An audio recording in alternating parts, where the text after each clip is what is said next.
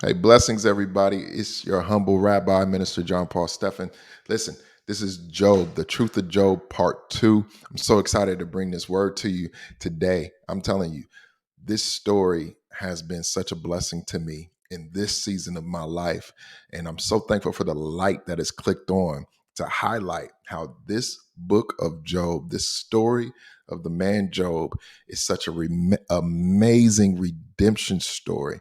I used to categorize this story as a, of some form of abuse to a righteous man. Like, well, I guess God can do it because he's sovereign, but I hated reading it and all this stuff. Listen, if you haven't saw part one, I'm going to put that link in the description of this video where you can go ahead and just click on it and tap right into that. You really want to watch part one to get more understanding, but we're going to delve deeper into the story of Job today, part two, to bring about a level of understanding of all these dynamics that was going on in this story and how God used it to bring about a beautiful story of redemption and multiplication, even to what was already blessed. And this story highlights in a very raw way how we navigate hope through various trials. It brings us to an end result of being able to understand a little better the sovereignty of God, the one whose ways are above our ways, and how we should position ourselves even in the times that we don't understand. And so this is what this story is helping us with. When we're outside of understanding, how do we position ourselves? How do we position our hearts? And one of the cool aspects of this story,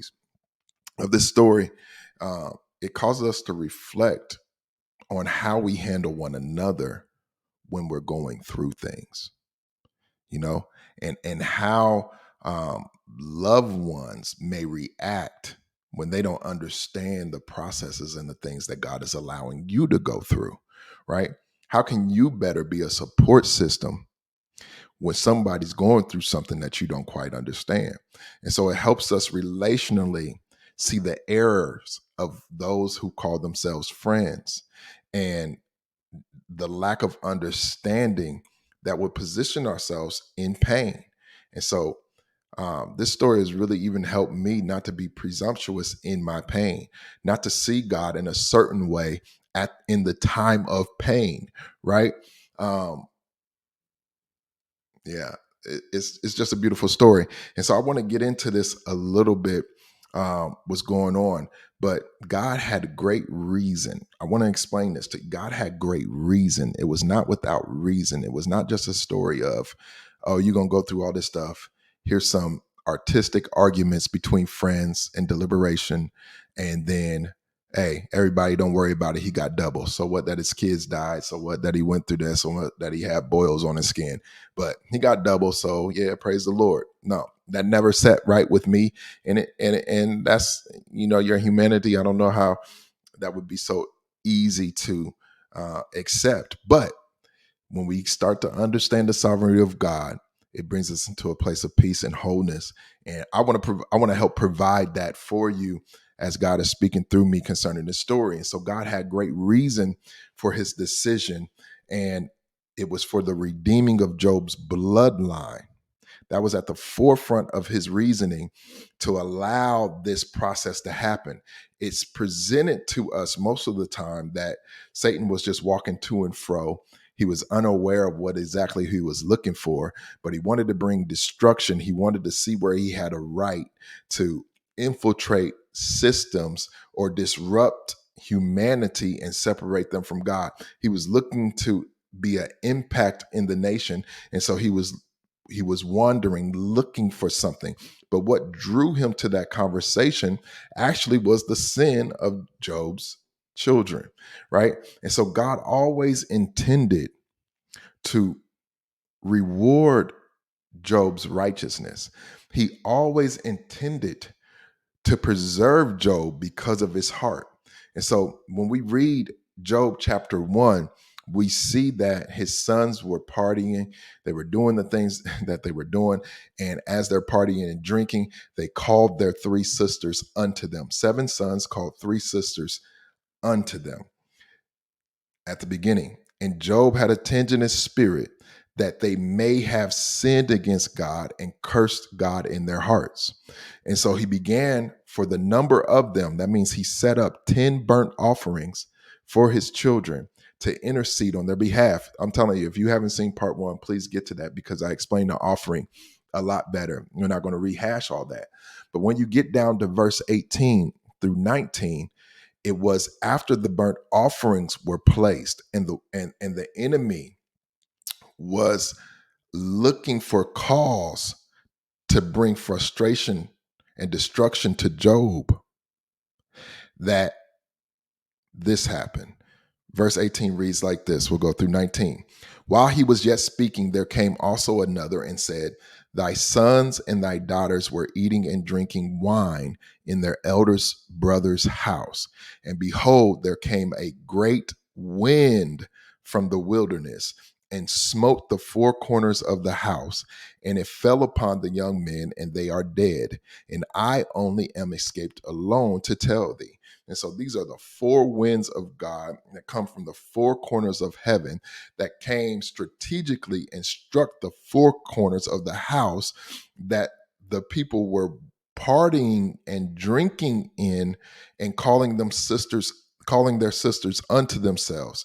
These same people who it appeared to Job cursed God in their hearts. The four winds came and caused destructions, and his children died. But this was all for the redemption of Job's bloodline. It was not to destroy Job or give the enemy access to Job's life.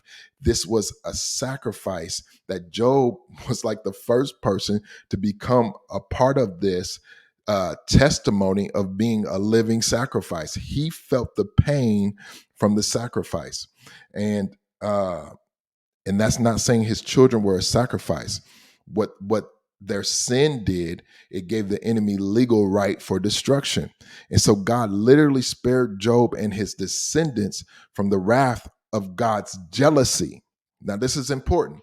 A lot of people tend to focus on the enemy, but when you read the context of Job, he's always talking about what God did to him, and that though he slay me, yet will I trust him and maintain my ways before him. It was always Job and his friends talking about what God did, because they didn't give the enemy credit. Though the enemy was looking for what he can have access to, he had to bring even what he had access to God. And that's why people are teaching so much about the courts of heaven, because the enemy does not have no power. And so he was talking about what God was doing to him through the context of the story. And so what God was doing, he was literally sparing Job and the generations behind Job, from the wrath of his own jealousy. God's jealousy, he was sparing Job from the wrath of his jealousy because Job was righteous before God. What do I mean by that? Let's look at Deuteronomy 5, verse 9. And it reads like this: Thou shalt not bow down thyself unto them, nor serve them. For I, the Lord thy God, am a jealous God, visiting the iniquity of the fathers upon the children, unto the third and fourth generation of them that hate me. Watch this. God knew that his sons cursed him in their hearts. And so they were of a generation that hated God. Job, and then the next generation was of a generation that hated God. And they hated God. And because of that hate, because they cursed God in their hearts, because of that hate, according to Deuteronomy and God's ways, that those who hate God, the enemy, say that spirit, Satan, that came to visit God, would have right to, not Job, but he would have right to 3 to 4 generations after his sons.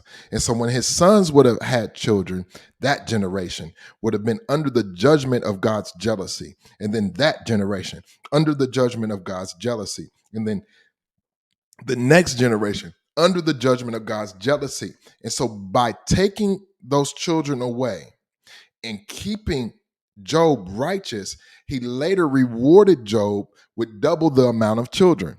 And so it went from 10 to 20 children and righteous seed so that they could be established in the earth righteously and that they would be spared from the judgment. We talk about generational curses.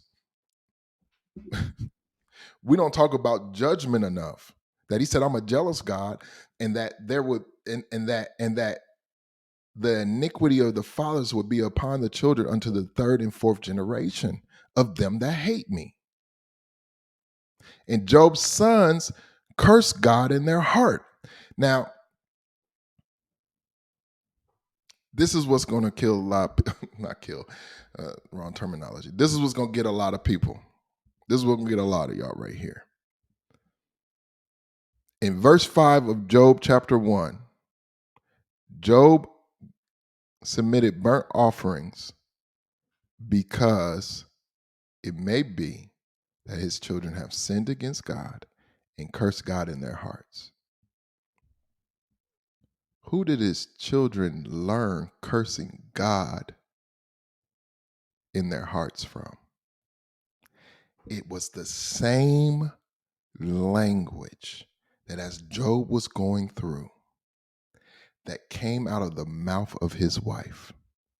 And that shows me that it was Job's wife that had a root in her heart. And when she was upbringing her children, something that she established in them later caused them to curse God.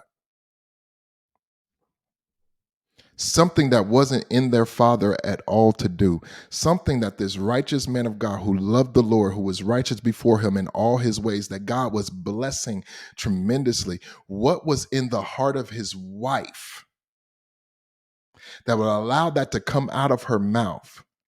But you didn't see it the first time when it came out of her mouth. You saw it the first time when you saw the children that she upraised.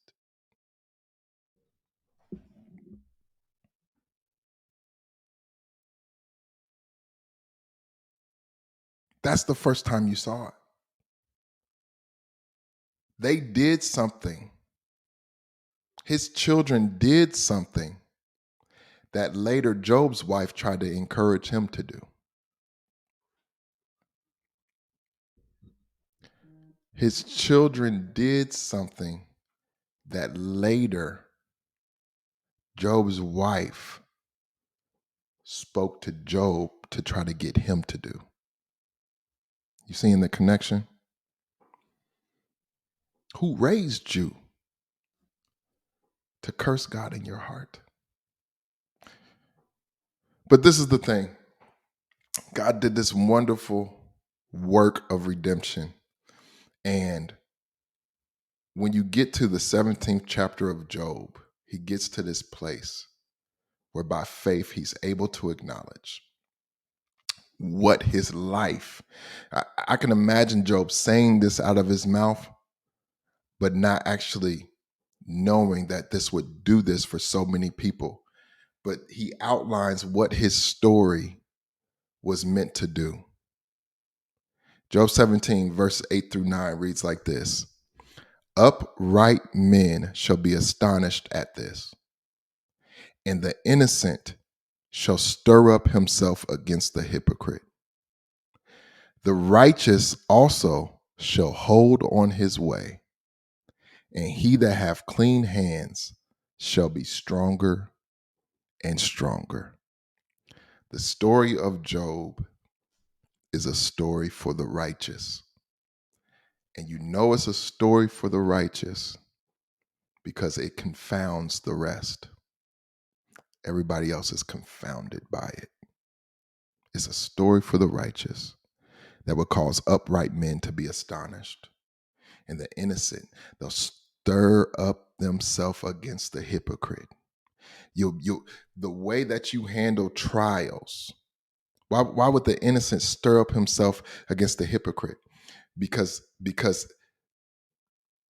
trials and the different things that you go through is bringing about a reveal to who you are, to what's in there. It's a stirring up.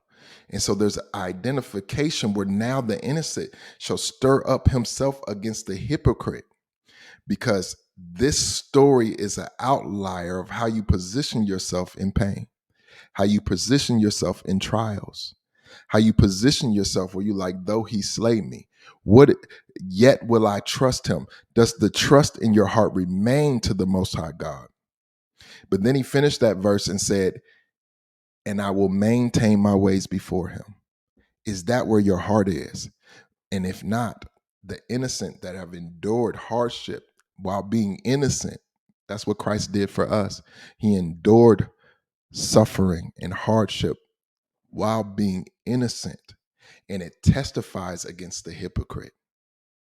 The trials, the trouble testifies against those who aren't really about this. The righteous also shall hold on to his way. You can tell the righteous by those who hold on to the truth of God. And he that hath clean hands shall become stronger and stronger. Your trials have made you stronger. What you've been through has made you stronger. This is a story for the righteous. And so I want you all to be encouraged. Like, subscribe this channel, share it with somebody else, hit the thumbs up, hit the bell notifications. More and more is coming like this. Listen, we're going to start a series about a lot of things, like the story of Job, that just didn't sit right with me at certain times in my life, but God has really been illuminating and letting me see him. And the more I've come to know him, I've been able to see him in these situations differently. And so be on the lookout for more series like this that confound the wise. Amen.